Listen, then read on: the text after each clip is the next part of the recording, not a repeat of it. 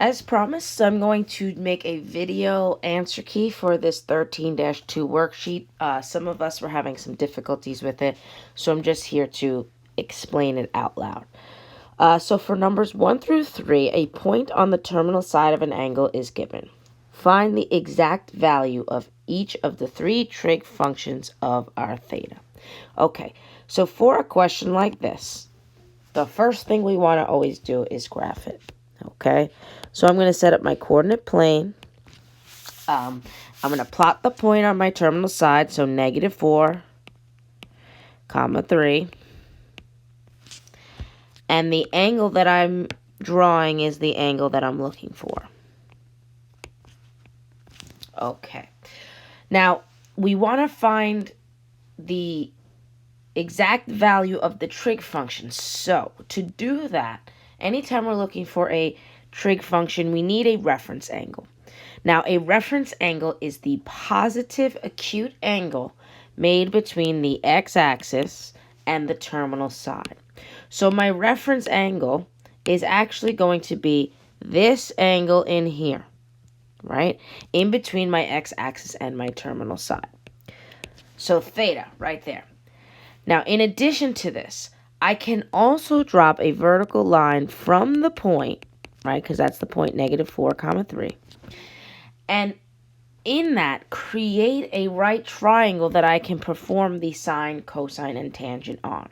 So now, what are the measures of the lengths of the side of this triangle? Well, on the x-axis, we have -4, so the side of this triangle is going to be -4. On the opposite side, right, we are at 3. So that means my y value is going to be 3. Okay, so the last thing we need to do is we need to find our hypotenuse. Now, hopefully you recognize that this is a 3, 4, 5 triangle.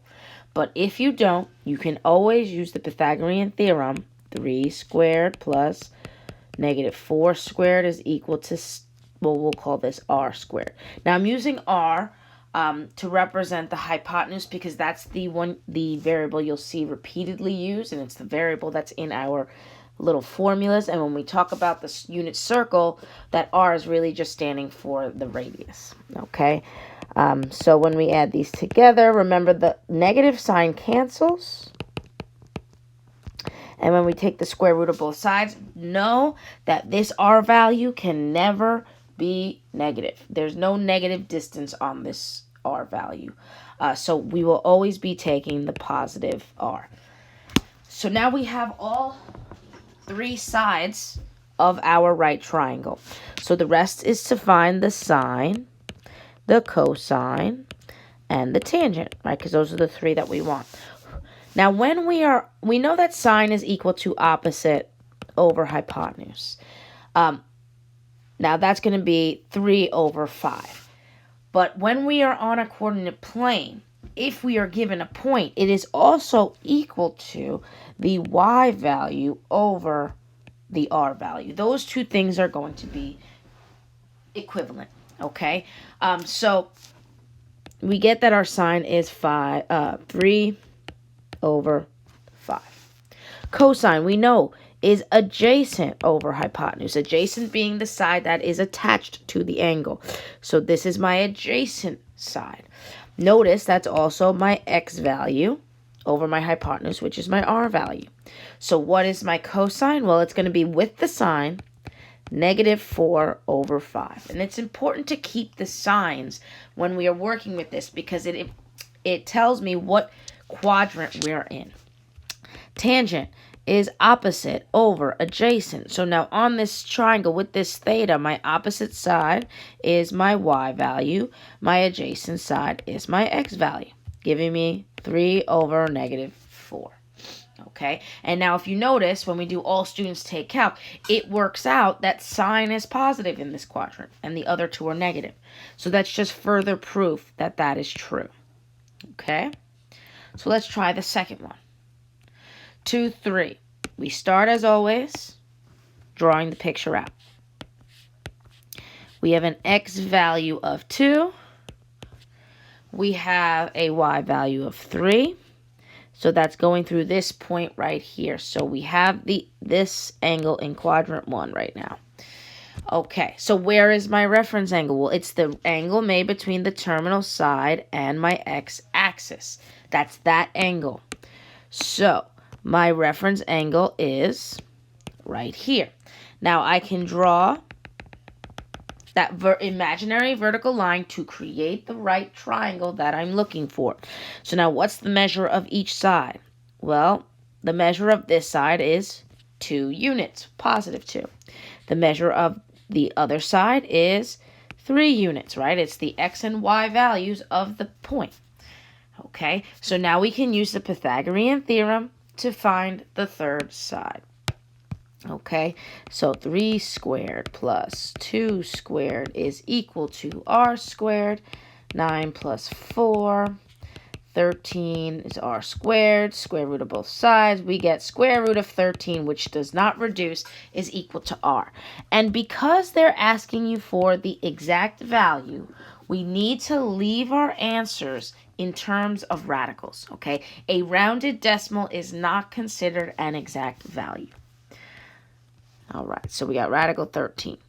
So now let's find our trig functions. So we need sine of theta. Sine is opposite of 3 over hypotenuse of radical 13, or our y over our r value. We should know that we are not allowed to have a radical in our denominator. So I need to rationalize. I rationalize by multiplying by the radical that I have in my denominator to both the numerator and the denominator. This leaves me with 3 radical 13 over, and remember, this frees up my 13. So the sign in this case will be 3 radical 13 over 13. Let's try our cosine. Cosine is our adjacent, which is 2, over my hypotenuse. Also, we can use x over r. Radical in the denominator, so we must rationalize, and we end up with 2 radical 13 over 13. Last but not least, the tangent, which is the opposite over the adjacent. So the opposite is my 3, the adjacent is my 2, and since there's no radical, we can leave our answer in that format. These are all considered exact values. Now notice, we are in the first quadrant where all trig functions are positive, and it works out that way as long as you keep the signs the same. Okay? And last but not least, let's try number 3. Okay, I'm going to draw a picture again. So we have x is 5, 1, 2, 3, 4, 5, negative 5, 1, 2, 3, 4, 5. So we're going through that point right there. We have this angle, right? My reference angle is made between the x-axis and my terminal side. So we are looking at this angle right in there. We drop our vertical line to our x-axis to make our little triangle, and we label the sides. Okay, so on this side, my x value, the right is related to my x value, is a positive 5. This dashed side is related to the y value, which is a negative 5. We need to use the Pythagorean theorem to find my hypotenuse. Okay, negative 5 squared is equal to r squared. 25, remember the signs cancel.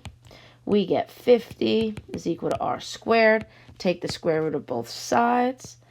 We have to make sure 50 is reduced. Now, 50 has a perfect square factor of 25, which comes out of the radical as a 5, and the leftover 2 stays under. So my hypotenuse here, exact value, is 5 radical 2. Okay.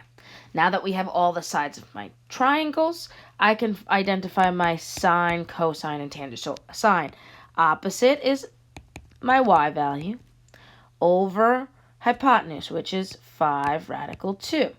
Now these 5's actually cancel out, so I'm left with negative 1 over radical 2, which needs to be rationalized.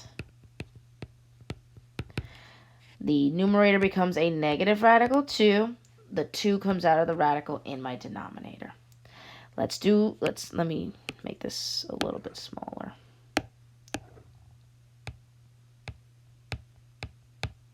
Okay, never mind. My cosine is going to be my adjacent, which is my x value, over my hypotenuse, which is 5 radical 2. Again, these 5 cancel, leaving me with a positive 1 over radical 2.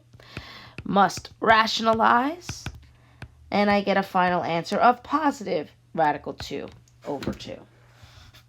And last but not least, the tangent value, which I'll do over here, which is my opposite, or my y value, over my adjacent, which is my 5, x value, leaving me with an answer of negative 1. Okay, so these are all the exact values of my trig